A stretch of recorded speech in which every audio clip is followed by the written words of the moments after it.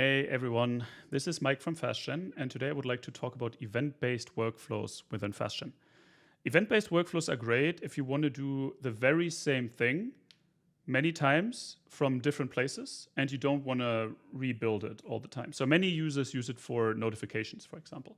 Let me quickly show you how you get to event-based workflows, and then I'll show you an actual example. So you click on workflows, then you click on add workflow, and then you click on event-based.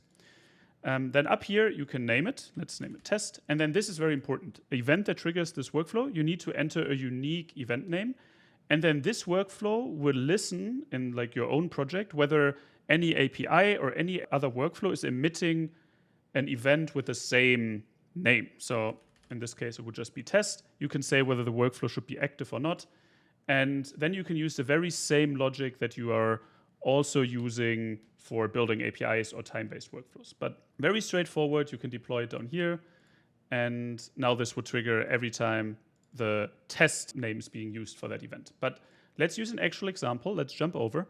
So this is our API uptime checker. This is a time-based event, but we want to improve it by using an event-based. So right here, you have this Slack alert that is being sent. And let's assume you want to send lots of Slack alerts from different places. And usually what you want to do is just say, hey, this specific API is down.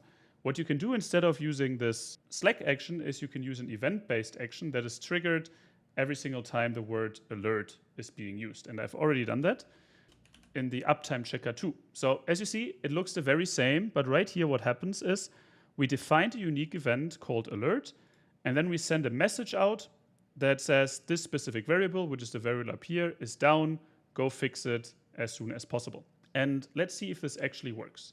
So we go into debug mode right here, and we test the workflow. So, okay, this has run through.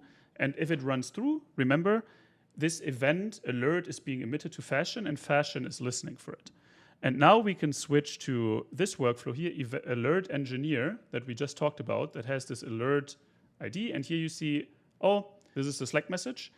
And what does inputs.param mean? I'll show you right now.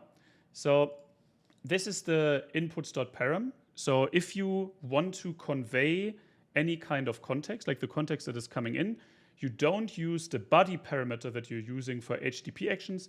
Instead, you're using inputs.param, which is short for parameters. So we saw, like right now, this was triggered by the demo fastgen.com/Pokédex is down. Go fix it ASAP.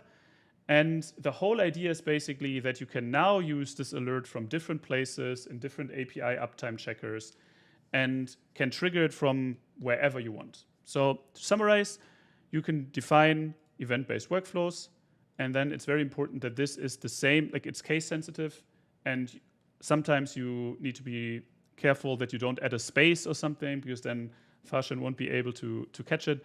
So make sure that these events are called the exact same, and you set it as active, and then you can use it from wherever you want. I can show you one more example. Let's go into the APIs. This will make a little less sense, but I just want to show you how the overall event-based workflow would work. We set it as public, and then we say event-based workflow. There we go. We say alert, and then here we say alert again. And then this time, the message is a bit different so that we see what's actually been going on. This works. Let's save this. Let's deploy it. And now let's debug it. Let's see. OK, this event has been run through. Let's switch back to the alert engineer workflow. We can go to debug mode, and we see here the message arrived. This works. So basically, I'm just trying to playfully show you how it works. Most users use it for either notifications or just things that they want to like message or like work with from different places. I assume you already have some great ideas for how it works. If you have any questions, feel free to reach out to us, join our Slack space, and as always, happy building.